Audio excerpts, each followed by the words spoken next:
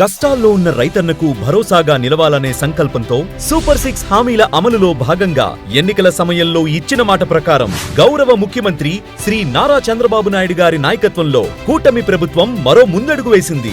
August 2న PM Kisan Annadata Sukhibhava పథకం ద్వారా రాష్ట్ర వ్యాప్తంగా 46 లక్షల మందికి పైగా రైతుల ఖాతాల్లో తొలి విడతగా ఒక్కొక్కరికి 7,000 రూపాయలు నేరుగా జమ చేశారు. ఇచ్చిన మాట తప్పకుండా నెరవేర్చిన బాధ్యతాయుత పాలనకు ఇది నిదర్శనం.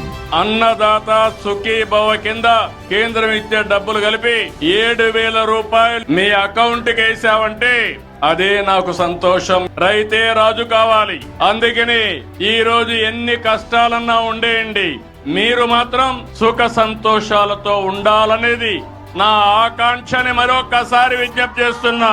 ఇది కేవలం నగదు సాయం కాదు, రైతన్నకు ప్రభుత్వమిచ్చే గౌరవం. అన్నదాత సుఖీభవ పథకం ద్వారా ఏడాదికి 20,000 రూపాయల మద్దతు అందించి ప్రతి రైతు కుటుంబాన్ని ఆర్థికంగా స్థిరంగా నిలబెడుతోంది కూటమి ప్రభుత్వం. రైతన్న సాగు ఇక భరోసాతో, గర్వంతో కొనసాగుతుంది.